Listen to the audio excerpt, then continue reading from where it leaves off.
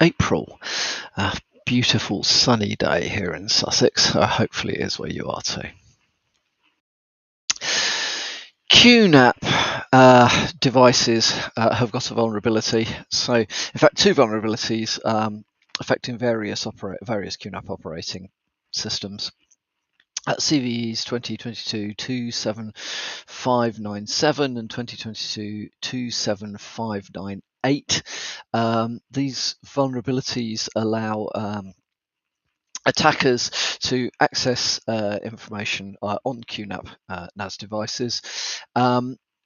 It's another one of those things. QNAP's common out there, so if you are running QNAP devices for whatever reason, strong recommendation to check. We'll post a link to the article that sets out which versions of operating systems are vulnerable and which ones aren't, and where you should try to end up. So yeah, patch. There is new or newish Mac OS malware, which is stealing information, including the user's keychain database. It's an interesting piece of malware called Mac Stealer, which is being sold as malware as a service for the princely sum of $100. Which is particularly low.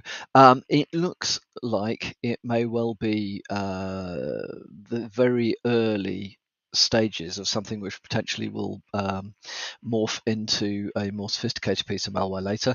At the moment, it doesn't have anything in the way of persistence. It is not particularly clever.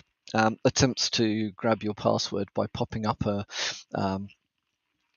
please fill in fill in your password box and then copying it. So, apparently relatively straightforward to identify. Saves all the stuff it's going to exfiltrate into the system's temporary folder, but it is looking for quite a lot of stuff. So it looks for account passwords, browser cookies, stored credit cards, and so on from Firefox, Chrome, and Brave. It is looking to exfiltrate stuff from cryptocurrency wallets, a whole raft of them, including the ones that we've all heard of. It then takes the keychain database in its base64 encoded form. It takes keychain password in text, and then looks to grab a whole series of other files, TXTs, docs, docxs, PDFs, XLSs, PPTs, JPEGs, bitmaps, MP3s, zips, RAR files, you name it. So it is it is quite comprehensively looking to exfiltrate stuff off your Mac.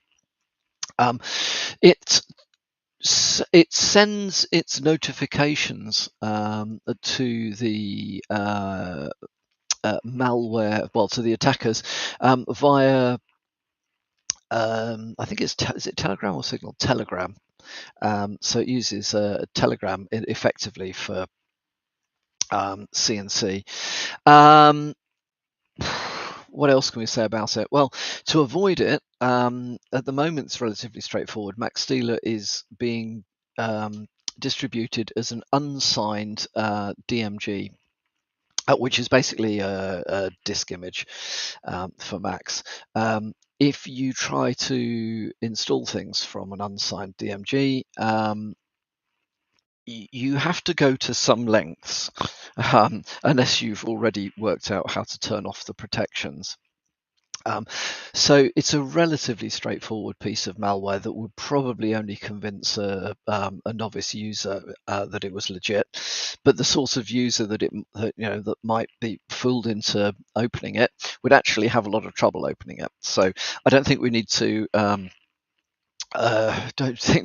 call in the cavalry just yet on this one, but it's one to watch out for. Keep an eye on that. Sophisticated Mac malware is more prevalent than it used to be, but Mac OS remains harder to compromise than other OSs, some other OSs, although not impossible, as we can tell. So keep an eye on that one if you use Macs. A little bit more of the usual data breach. This time Uber has been hit again. Excuse me. Uber's some Uber driver data has been taken via the law firm that was associated with some of Uber's ITs. So third-party risk again. Looking for ways in which you can compromise an organization by compromising, its suppliers or even its suppliers' suppliers. So definitely one to watch out for. I think law firms are, in my experience, are not always at the forefront of cybersecurity. Considering what they do and the information held by law firms, you would think that perhaps they would be just as an industry more cutting edge with protections, but that I'm afraid often isn't the case. So definitely it is worth looking to see if you use, if they've been named, it's in the States, but if you use Genova Burns law firm, just be aware they have been they've been the path to getting this particular piece of data. If you're an Uber driver, it might be worth checking to see whether your account's been associated with this particular attack. I suspect not, because I suspect this is US, although it is not very clear from the article I'm reading how broad this particular data leak is. Finally, on a good note, a piece of good news. Microsoft has announced plans to automatically embed embedded files with dangerous extensions in OneNote. So this is, I think, a